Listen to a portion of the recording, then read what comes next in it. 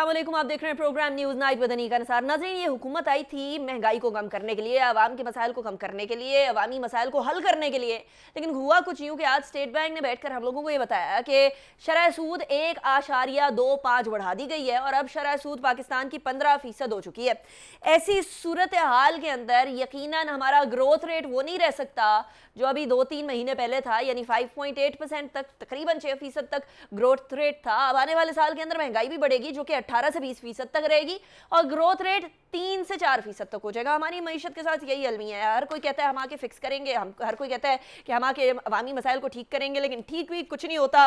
मामलात बदतरी की तरफ ही चलते रहते हैं और यही इस बार भी हो रहा है। लेकिन ऐसी सूरत हाल के अंदर, पूरी सूरत हाल के अंदर एक वजह यह भी है कि पाकिस्तान के अंदर सियासी अदम इस्तेहकाम है। सियासी जमातें एक दूसरे से बात करने को तैयार नहीं है, एक दूसरे की शक्ल देखने को तैयार नहीं है। लेकिन आज इमरान खान साहब की तरफ से एक ऐसी स्टेटमेंट आई जिसको आप पॉजिटिव स्टेटमेंट के तौर पर ले सकते हैं। वो कहते हैं मैं किसी से भी बात करने को तैयार हुई। याद रहे कि इमरान खान साहब आज से पहले ये कहते हैं कि इंतखाबात की तारीख मिलेगी तो फिर गुफ्तो शनीद होगी, उससे पहले बातचीत नहीं होगी। अब इंतखाबात की डेट देने से पहले बात करने की बात आ रही है। इमरान खान साहब ने आज गैर रस्मी गुफ्तगू की है, उसके अंदर फरमाया ये है कि हर एक से इलेक्शन पर बात करने को तैयार हूँ। जो भी बात करना चाहे, तहरीक इंसाफ के दरवाजे उसके लिए खुले हुए हैं। जिनको मुसल्लत कर दिया, डर है कि वो मुल्क के साथ क्या करेंगे। नॉट जस्ट दैट, फौज के हवाले से वो बड़ी पॉजिटिव उन्होंने स्टेटमेंट दी कि अपनी फौज को किसी भी तरीके से कमज़ोर होता हुआ नहीं देख सकता और आर्मी चीफ की तकर्री किसी भी तरीके से मेरा मसला नहीं थी। मईशत के ऊपर भी बात की उन्होंने। कहते हैं मईशत और मुल्क के हर बहरान का हल इंतखाब है। क्या वाकई में हर बहरान का हल इंतखाब है? और इंतखाब से पहले जो 3 महीने का वो केयर टेकर सेटअप आता है, उससे कोई भी इदारा, कोई भी माशी इदारा बात करने को तैयार होगा या नहीं? IMF नहीं बात करेगा, FATF के मामला चल रहे हैं, बाकी सारी चीज़ें हैं, ये सारे के सारे लोग केयर टेकर सेटअप में बात करने को तैयार होंगे या नहीं? बहुत सारे सवाल हैं। इन सवाल को अपने मेहमानों के सामने रखेंगे। मेरे साथ जो मेहमान मौजूद हैं मैं उनका तारुफ करवा दूँ। हमारे साथ मौजूद हैं सेनेटर राना मकबूल साहब, सीनियर लीडर हैं PMLN के। बहुत शुक्रिया राना साहब, आपने हमें ज्वाइन किया। हैदर वहीद साहब हमारे साथ मौजूद हैं, सीनियर एंकर पर्सन है। बहुत शुक्रिया हैदर, आपने भी हमें ज्वाइन किया। नदीम कुरैशी साहब हमारे साथ मौजूद हैं, MPA है पाकिस्तान तहरीक इंसाफ के। बहुत शुक्रिया, आपने भी हमें ज्वाइन किया। राना साहब, सबसे पहले सवाल आपकी तरफ ही लेकर आऊंगी। ये बताइएगा, खान साहब ने बड़ा क्लियर कह दिया है मईशत है, सियासी अदम इस्तेहकाम है, बैरूनी मामलात हैं, सबका एक ही हल है और वो इंतखाबात है। शुरू में तो आप लोग भी तैयार थे इंतखाबात कराने के लिए, लेकिन अब खान साहब ने बोला कि इलेक्शंस के लिए बात करने को तैयार है। इससे पहले वो बात करने को तैयार भी नहीं थे किसी से, वो कहते थे तारीख दें और फिर बात करने आए। अब इंतखाबात के लिए बात करने को तैयार है। ये जो विंडो ऑफ अपॉर्चुनिटी खुली है अदम इस्तेहकाम, सियासी अदम इस्तेहकाम को कम करने के लिए, क्या PMLN इसको अवेल करेगी या जाने देगी? लेकिन जी, PMLN का और बाकी साथी पार्टियों का जो शुरू से ये मौक़िफ़ है, सबको याद होगा कि जिस दिन पहला दिन था तो leader of the opposition Shahbaz Sharif साहब ने कहा था कि आए बैठे हैं, हम चार्टर ऑफ इकॉनमी करते हैं, कंसेंसस करते हैं चीज़ों के ऊपर। ज़ाती मुखासमत या गुस्सा वो अपनी जगह पे है, लेकिन वो अपॉर्चुनिटी ज़ाया कर दी गई और बहुत सारे ऐसे मौक़े आए। बल्कि सिक्योरिटी काउंसिल जो है पाकिस्तान की, अपनी पार्लियामेंट्री सिक्योरिटी कमेटी जो है, उसमें भी पार्टिसिपेशन नहीं हुई, इसलिए वो बोझ जो है और स्ट्रेंजमेंट बढ़ती गई। चलो अच्छी बात है अगर उन्होंने अब इतनी देर बाद बात की है, इससे नुकसान तो बड़े हुए हैं, लेकिन अब भी बैठ जाना चाहिए। बड़े बड़े इश्यूज जो हैं उनका एंड भी टेबल ऑफ पार्लेस पे होता है। नेगोशिएशन और पार्ले सबसे बड़ा वेपन है इश्यूज को हल करने का। अगर इस तरफ आ जाएं और नेगोशिएशन करें और आपस में बैठ के तय कर लें, एक तो मुल्क का माहौल जो इतना चार्ज है वो थोड़ा सेटल हो जाएगा। दूसरा, फ्यूचर प्लानिंग में मैं तो समझता हूँ कि बाकी स्टेक होल्डर्स को भी बैठना चाहिए और ये बात एक दफ़ा तय हो जाए। बाकी स्टेक होल्डर्स मेरी बात सुन लेना, जिसमें इलेक्शन कमीशन है और इवन अगर आप समझते हैं क्योंकि ऐसी जुडिशल इश्यूज हैं, उसमें कोई हर्ज नहीं है कि कोर्ट का जुडिशल कोई रिप्रेजेंटेटिव भी आ जाए। This is all to in the interest of nation to discuss the issues और उसको रिजॉल्व करना और फिर किसी सेहतमंद नतीजे पे पहुंचना, that is the best solution to the problem. तो लेट्स गो अहेड। और राना साहब, लेट्स गो अहेड तो ठीक है, बड़ी अच्छी बात है, लेकिन जो खान साहब कह रहे हैं कि इंतखाबात कराने पड़ेंगे, इंतखाबात ही हर चीज़ का हल है, आप उससे अग्री करते हैं कि early elections is the solution to every problem. देखें एक ही इशू है जिस पे बार बार जो हमारी लीडरशिप बात कर रही है, आपने बहुत फ्रंटियर मिनिस्टर को भी सुना ये कहते हुए कि जो केयर टेकर सेटअप होता है उसके साथ बाहर की ऑर्गेनाइजेशन जो है, ख़ासतौर से फाइनेंशियल ऑर्गेनाइजेशन नहीं गुफ्तगू करती और ना कोई इशू सेटल होते हैं। अभी एक लिहाज से बड़ा टर्मोइल का पीरियड है। अगर ये इंश्योर कर लिया जाता है कि आपके साथ IMF भी नेगोशिएशन करके किसी एग्रीमेंट पे पहुंच जाएगा, वर्ल्ड बैंक भी उसमें आ जाएगा, तो फिर तो कोई हर्ज नहीं है। अगर ये इंश्योर नहीं किया जाता तो फिर तो बहुत मुश्किल हो जाएगा। इसका कोई हल अगर निकाल लें, मिलके बैठ के कम्युनिकेट कर लें, अपना कोई एक तरह से सारी पॉलिटिकल पार्टी जो है अपना रिप्रेजेंटेटिव ग्रुप बना लें, they can get into negotiation with the international financial institutions। तो ये जो इरिटेंट है ये ख़त्म हो जाएगा। फिर ये तो हिम्मत, मेहनत और नीयत और इंटेंशन की बात है। इसलिए इसका हल है कि क्योंकि अगर आप इंटरनल सेटअप बनाते हैं तो एक तो एग्रीमेंट उस तरह नहीं कर सकते, और फिर अगर आप एग्रीमेंट ना कर सकें तो फिर जो खतरा है डिफॉल्ट करने का, सुराना साहब ना ही समझे, अगर इलाज हो जाए, हाँ जी, ना ही समझा जाए, कोई इसमें ना ही समझा जाए, आपकी तरफ से ना ही समझा जाए अभी इंतखाब। नहीं, ना की बात नहीं है, मैं एक प्रैक्टिकल बात कर रहा हूँ। अगर आप इससे बेहतर, अगर if you can give the safeguards कि जी कुछ नहीं हो सकता है, तो let's see that can be also analysed. ठीक है, we should be open to discussion and analysis. हाँ जी, सही। अच्छा कुरैशी साहब, एक बात तो बड़ी वाज़ेह हो गई है कि जी नहीं, इंटरम सेटअप के साथ, केयर टेकर सेटअप के साथ कोई भी किसी भी तरीके से बाहर के इदारे बात करने को तैयार नहीं होंगे। We are already having economic issues, economic troubles, और इन इकोनॉमिक ट्रबल्स के अंदर कोई सवाल ही पैदा नहीं होता कि केयर टेकर सेटअप के साथ कोई बात करे, जबकि IMF ऑलरेडी इस हुकूमत को इतना टफ टाइम दे रहा है। तो ऐसी सूरत हाल के अंदर खान साहब का ये वाला जो इलेक्शन के ऊपर बात करने का, इलेक्शन के ऊपर डिस्कशन करने वाला और अर्ली इंतखाबात की तवक्कुआत हैं, इनके ऊपर तो पानी भरते हुए देख रहे हैं कुरैशी साहब हम। अनिका, सबसे पहले हमने देखना यह है कि जो मौजूदा हुकूमत है, आज से 4 माह पहले इनका स्टांस क्या था। ये तो 3.5 साल जो पाकिस्तान तहरीक इंसाफ की गवर्नमेंट थी, ना इन असेंबलीज को मानते थे, ना उस हुकूमत को मानते थे। ये फरमाते थे ये ROs के नतीजे में बनने वाली असेंबली है, सिलेक्टेड असेंबली है, जाली असेंबली है। बल्कि मौलाना फजलुर रहमान ने तो एक जगह कहा था कि इस असेंबली में बैठना भी गुनाह के मुतरादिफ है।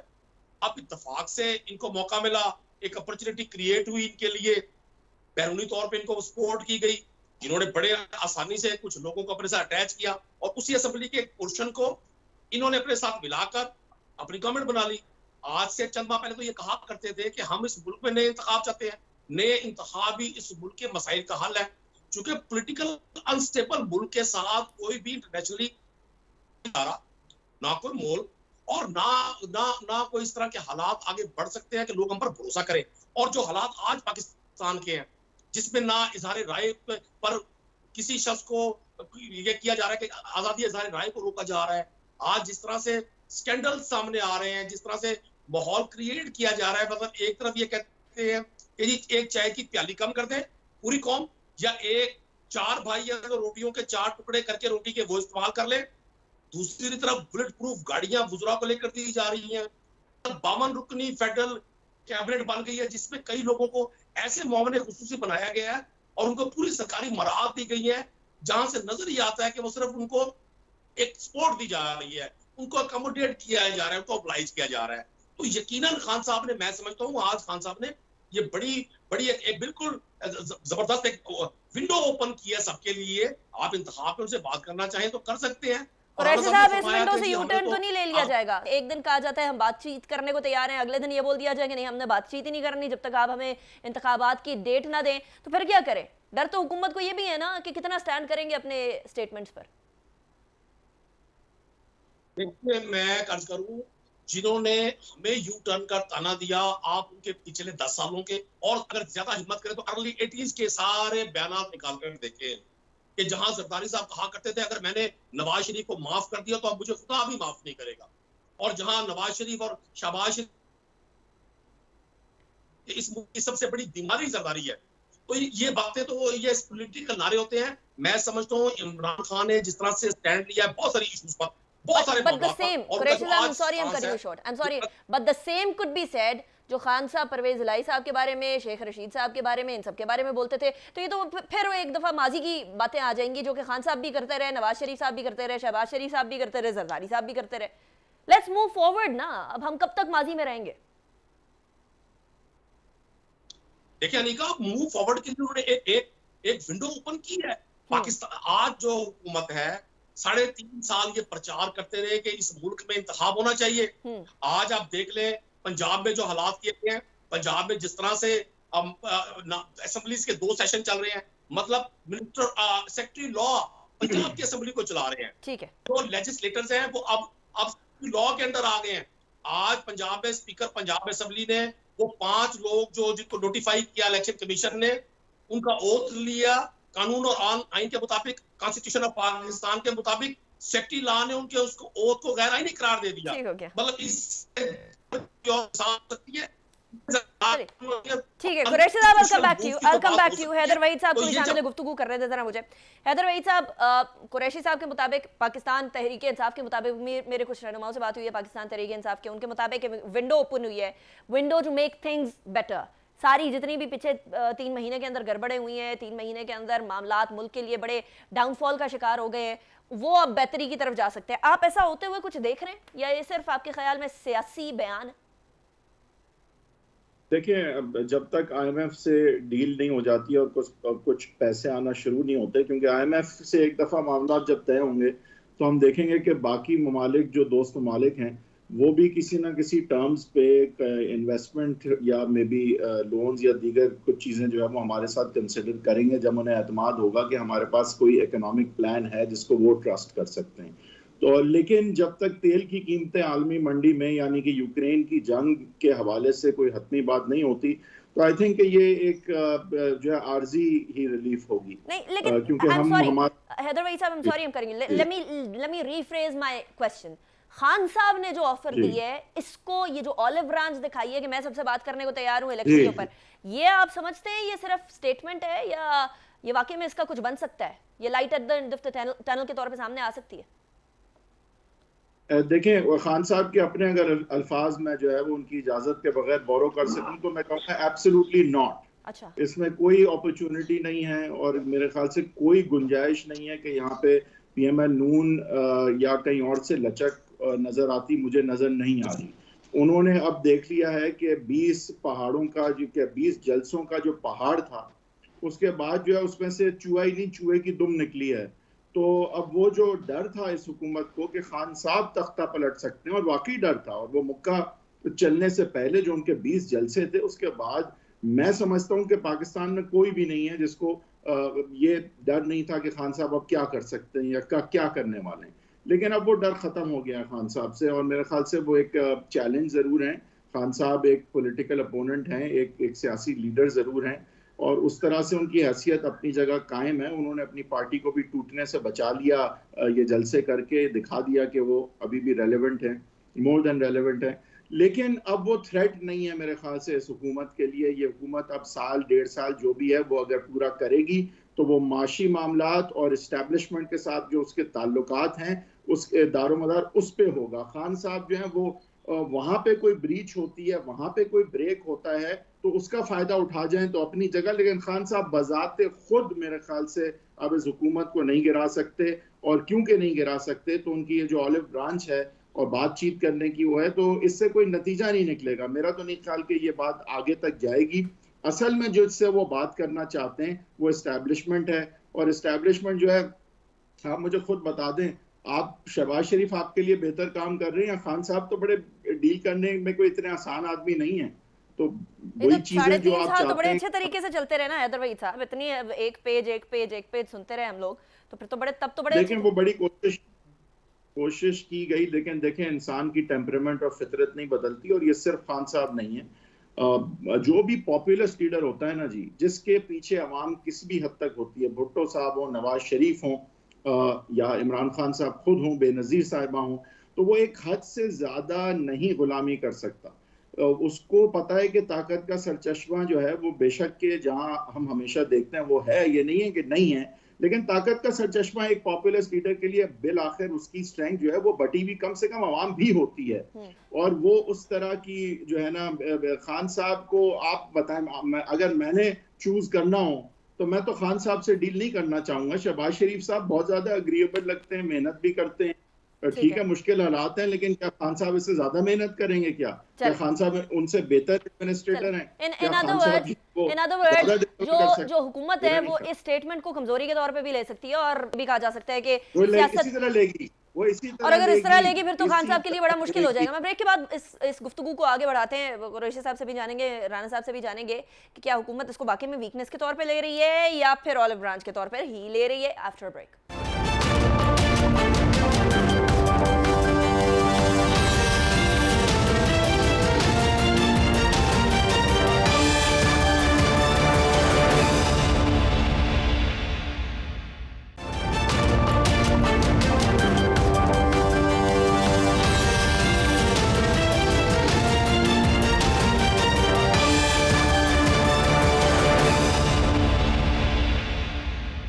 Welcome back after break. Break पे जाने से पहले हम बात कर रहे थे कि खान साहब की जो स्टेटमेंट है ये बड़ी इंटरेस्टिंग है।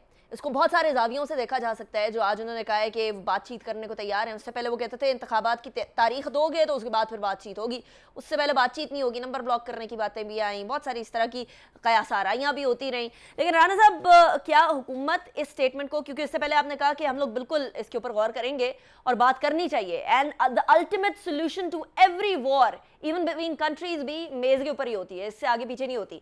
लेकिन एक तरफ कुछ लोग, हुकूमती लोग ये भी कह रहे हैं, कुछ से मेरी बात हुई प्रोग्राम से पहले, तो वो ये कह रहे हैं कि ये तो खान साहब की कमजोरी है ना। देखें, बेसिकली पता चल गया कि हुकूमत नहीं गिरा सकते, तो इसलिए अब वो ये कह रहे हैं कि आए जी मुझसे बात कर लें।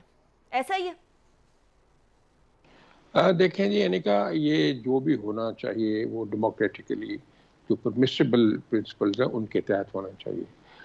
ये खान साहब खुद फॉल्टर कर गए जब इनके खिलाफ वोट ऑफ नो कॉन्फिडेंस हुआ। तो चाहिए तो ये था कि असम्बली में रहते, कंटेस्ट करते, अगर इनकी स्ट्रेंथ बढ़ जाती तो ये वोट आउट कर देते हुकूमत को। अब असम्बली से निकल जाना, इन्होंने तो अरीना खाली छोड़ दिया ना। वही तो प्लेटफॉर्म है नेगोशिएशन का भी, डिबेट का भी, कम्युनिकेशन का भी। लेकिन राना साहब, तो इनका ख्याल जो राना साहब, वो तो अभी आलम बरज़ख की सी कैफियत है। अभी तो पीटीआई के एमएनएज अभी बैठे हुए हैं पार्लियामेंट लॉजेस के अंदर है बहुत सारे, तो ये तो आलम बरज़ख आप लोग कबूल नहीं कर रहे हैं उनका इस्तीफा। नहीं, they can decide to come back. पहले भी तो आ गए थे पिछली दफा, कई महीने बाहर रहने से, आ जाए। आप लोग उम्मीद में बैठे हुए हैं कि वो लोग वापस आ जाएंगे? नहीं, आ जाए, जाना चाहिए उनको। वैसे अगर वो वाकई ही एक डेमोक्रेटिक सिस्टम के ऊपर बिलीव करते हैं तो जरूर आना चाहिए, क्योंकि उन्होंने ये समझा था कि हम बाइकआउट कर देंगे और बाहर निकल जाएंगे, रिजाइन कर देंगे। तो जैसे हैदर भाई साहब ने बड़ी मुदल्लल किस्म का एनालिसिस किया है, तो एक तूफान आ जाएगा और सारा कुछ गिर पड़ेगा और इलेक्शन हो जाएगा, या नहीं, ऐसा नहीं है। अब जो बात भी करनी है वो ठंडे दिल से सोच समझ के सब्र के साथ करनी पड़ेगी। और मैं ये समझता हूँ कि अगर कि मैं बड़ा खुश हुआ हूँ हैदर साहब के एनालिसिस पे, लेकिन इस हद तक मैं ज़रूर माज़रत के साथ इख्तलाफ करूँगा कि खान साहब की इस ऑफर को आउटराइटली रिजेक्ट कर लिया जाएगा। ये नहीं होगा। अगर वो वाकई सीरियस हैं, और जैसे अनिका आपने खुद कहा है कि अगर वो अबाउट टर्न नहीं करते इस सारी सिचुएशन से, तो मैं समझता हूँ उनकी इस ऑफर को एक्सेप्ट कर दिया जाएगा। हाँ, अलबत्ता इसकी मोडेलिटीज़ तय करने के लिए आपको एक कमेटी या एक न्यूक्लियस चाहिए, समझदार तजर्बाकार लोगों का, कि ये नेगोशिएशन होती हैं तो किस तरह होंगी, किस प्लेटफॉर्म पे होंगी, किस लेवल की होंगी, और जो नेगोशिएशन का रिजल्ट निकला है उसमें कौन इंश्योर करेगा कि जो फैसले होते हैं उसको अबाइड बाय किया जाएगा। ये बहुत अच्छी बात है अगर ऐसा हो जाए तो मैं समझता हूँ जहाँ तक हमारी गवर्नमेंट का ताल्लुक है, they will not outrightly reject it. They will try to accept this offer, and they should come forward, sit on the table and discuss for 2 days, 3 days, 15 days and sort out the issue. कौमों के issue इसी तरह sort out होते हैं ना। तो ये जंगो जदाल और दुश्मन तराजी और गाली गलोच और तानाजनी से नहीं होते। यानी इसलिए अच्छी तवक्को बात की है, जाए इसको कि प्रोसीड शायद करना कोई एक चाहिए। आधी और चार्टर ऑफ डेमोक्रेसी इस टाइप की कोई चीज की तवक्को की जा सकती है। अच्छा कुरैशी साहब, अब सिक्के का एक रुख तो वो है जो मैंने राना साहब के सामने रखा, सिक्के का दूसरा रुख ये है कि जी पाकिस्तान तहरीक इंसाफ का जो वो गुफ्तगू थी कि हम लोग गिरा देंगे हुकूमत को, हम लोग ये कर देंगे, हम लोग वो, अब वो इलेक्शन कैंपेन में तब्दील हो गई है। चीचा वतनी में हम लोगों ने देखा कल खान साहब को, वो इलेक्शन कैंपेन ज़्यादा लग रही थी, हुकूमत को गिराने की मुहिम कम लग रही थी। तो क्या अब पाकिस्तान तहरीक इंसाफ ने भी ये सोच लिया है कि नहीं, अब हुकूमत गिराने की कोशिश ठीक नहीं है, वो वाले जो बयानियाँ उससे उसके गुब्बारे से हवा निकल गई है, अब प्रॉपर इलेक्शन कैंपेन की तरफ जाएं और जल्दी इलेक्शन के लिए भी तैयार रहें, लेट इंतखाबात के लिए भी तैयार रहें? क्या ये बात दुरुस्त है? अनिका, पहले तो मैं आपको अर्ज कर दूं, जिस तरह असलम भूतानी साहब ने फ्लोर ऑफ द हाउस तकरीर करते हुए कहा था कि मैंने आसन इकबाल साहब से रुजू किया अपने डेवलपमेंट फंड्स के लिए, मैंने प्राइम मिनिस्टर शहबाज शरीफ से रुजू किया, मेरा मसला हल हुआ, और फिर मैंने उनको फोन किया जिनके फोन में ताकत होती है। ये फ्लोर ऑफ द हाउस का है ना, किसी की नाराजगी बनती नहीं। तो उस रोज पता चल गया था कि ये हुकूमत तो पहले दिन से गिरी हुई थी। आसमा जहांगीर मरहुमा की बरसात, नवाज शरीफ साहब जिन दो लोगों का नाम लेकर उन्हें ललकार रहे थे, नवाज शरीफ साहब को फिर उन्हीं के हाथ चूमकर उन्हीं के सामने 2 सालों बैठकर ये हुकूमत लेना पड़ी। इस बात से किसी को इनकार नहीं है। ये जो डेमोक्रेसी के या आदम एतमाद के जो चैंपियंस बनते हैं, हमें सबको पता है कि इनमें कितनी ताकत है और किसकी वजह से ये सारा कुछ हुआ। मैं अपनी चीज अर्ज कर दूं, पाकिस्तान तहरीक इंसाफ में एक ऐसा थिंक टैंक मौजूद है जो उस साजिश को भांप रहा है, जो साजिश हमारे अपोनेंट और मौजूदा गवर्नमेंट की 12-13 पार्टियां कर रही हैं। क्या साजिश है कुरैशी कि साहब? किसी भी तरह से क्या वो साजिश? साजिश ये है कि बजरिया सोशल मीडिया, बजरिया इलेक्ट्रॉनिक मीडिया, बजरिया प्रिंट मीडिया इमरान खान साहब की और एस्टेब्लिशमेंट की लड़ाई को हवा दी जाए। हालांकि इमरान खान साहब ने हमेशा एक बात की कि मैं मजबूत फौज का हामी हूं। पाकिस्तान समेत दुनिया का कोई भी मुल्क जब तक उसकी फौज मजबूत नहीं होगी वो आगे नहीं बढ़ सकता, और पाकिस्तान के लिए ये एक ऑनर है कि हम एक मजबूत, डिसिप्लिन और ताकतवर फौज रखते हैं।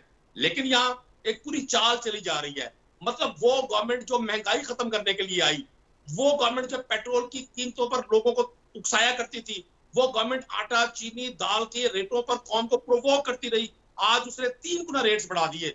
मरियम नवाज कहती है आज पेट्रोल 118 हो गया। ये 3-4 बार पुरानी बात है। मैं रात को सुकून से सो नहीं सकी कि 118 रुपए का पेट्रोल परचेज करने वाला पाकिस्तानी अपने बच्चों को मेडिसिन कैसे देगा। कुरैशी साहब, अगर वही वाली एक्सप्लेनेशन फिट की जाए जो उस टाइम पे आप लोग हमें दिया करते थे, जब भी मुलाकात होती थी खान साहब से भी या किसी से भी, तो हमें बताया जाता था आलमी मंडी के अंदर कीमतें आसमानों पर पे छू रही हैं और उनकी कीमतों को कंट्रोल हम नहीं कर सकते। ये सारा का सारा मसला international commodities, international commodity market और इंटरनेशनल ऑयल मार्केट का है। तो फिर वही वाला रीजन आज इधर फिट कर लें तो फिर कोई जवाब तो बनता है इनका भी। बिल्कुल, खान साहब बिल्कुल ठीक कहते थे, लेकिन उस वक्त आलमी मंडी में पेट्रोल की क्या रेट थे, आज रेट्स क्या है? उस वक्त 150 रुपए रेट पेट्रोल मिल रहा था पाकिस्तानी कौम को, आज ये 250 पे रेट दे रहे हैं। जब इन्होंने नो कॉन्फिडेंस मूव सबमिट के सप्ली में 178 पॉइंट समथिंग का डॉलर था, 178 रुपए समथिंग का डॉलर था, और डॉलर का रेट क्या है? मेरा अर्ज करने का मकसद ये है, ये लोग महंगाई खत्म करने के लिए आए, ठीक है, और इनका ये महंगाई का जो बोतल से निकाला, ये बुनियादी तौर पे चाहते थे कि सिर्फ इनके केसेस खत्म हो, और ये पाकिस्तानी कौम से 2 पार्टी सिस्टम से जो निजात का पाकिस्तानी कौम ने 2018 में फैसला किया और 40 साल इक़्तिदार में रहने वाले इन सब लोगों को पैक करके अपोजिशन के डब्बे में बंद कर दिया। ये गवर्नमेंट आम आदमी से इंतकाम लेने के लिए आई है। अच्छा, वैसे ये वाली खुर्रम दस्तगीर साहब वाली जो स्टेटमेंट है जिसको डिसोन कर चुकी है गवर्नमेंट, लेकिन दैट इज देयर। मुझे ब्रेक की तरफ जाने दो कुरैशी साहब, उसके बाद हैदर वहीद साहब की तरफ भी ये सवाल लेकर आऊंगी। What you have said, what Rana साहब हैज सेड, जो कि बड़े बड़े लीडरान भी एक बात कर रहे हैं, प्राइम मिनिस्टर साहब की तरफ से भी ये बात की जाती है। क्या बात की जाती है उसके बारे में बात करेंगे एक ब्रेक के बाद।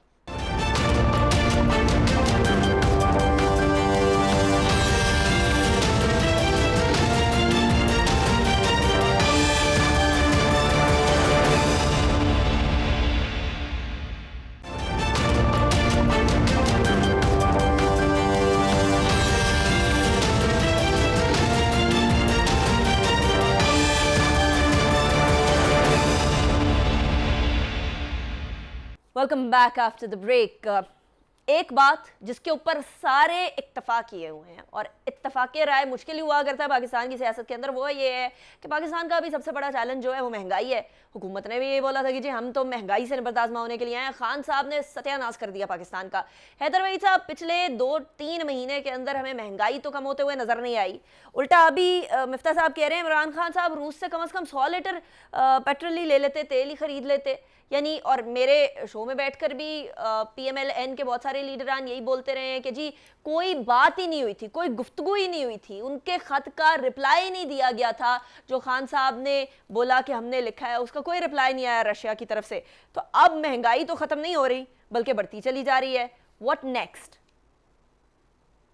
देखिए, महंगाई थोड़ी बहुत तो और अब बढ़ेगी। जिस तरह मैंने कहा कि यूक्रेन की जंग और तेल की कीमतों पे हम डिपेंडेंट इसलिए हैं क्योंकि हमारा इंपोर्ट का बिल जो है और हमारे डॉलर्स का जो इस्तेमाल है वो बहुत ज़्यादा जो है वो तेल की इंपोर्ट में हो जाता है और वो फिर हर चीज़ की प्राइस को अफेक्ट भी करता है। फिर आलमी मंडी में बहुत सारी चीज़ों की प्राइस वैसे भी बढ़ी हुई है, कमोडिटीज़ की भी बढ़ी हुई है और फिर हमारी मैनेजमेंट भी कोई बहुत अच्छी रिसेंटली रही नहीं है पिछले कुछ सालों में। लेकिन देखें, महंगाई तो कुछ हद तक अब बढ़ेगी और कुछ ऐसे फैक्टर्स हैं जिसके बारे में ज्यादा कुछ किया नहीं जा सकता। सवाल ये है कि इस बढ़ती हुई महंगाई में क्या PML नून ये बावर करा पाई है अवाम को कि ये जो इन्हें प्राइसेस बढ़ानी पड़ी ये खान साहब की वाकई IMF की जो डीलिंग है उसका नतीजा है, आलमी मंडी की कीमतों का नतीजा है, यूक्रेन की जंग का नतीजा है, पाकिस्तान को दिवालिया से बचाने के लिए बढ़ाई हैं उन्होंने, क्या वाकई उनकी कोई इसमें जो है वो कसूर नहीं है? कोशिश मरियम नवाज साहिबा की रिसेंट अपने जलसों में भी यही थी कि वो एक्सप्लेन कर सकें कि ये उन्हें दुख जरूर है प्राइस के बढ़ने का, कीमतों के बढ़ने का, लेकिन कीमतें जो बढ़ानी पड़ी हैं उसका PML नून की गवर्नेंस या परफॉर्मेंस से ना बराह रास्त ना बिलवास्ता ताल्लुक है। पर हैदर वहीद साहब ये ट्रांसलेट नहीं हो रही, ये पब्लिक ओपिनियन में ट्रांसलेट नहीं हो सक रही बात, इसलिए क्योंकि हम डिफरेंट सर्वेस देख रहे हैं। सबसे मकबूल जमात अभी भी PTI चल रही है। जो लोग पहले नाराज थे 3 महीने पहले निकालने पे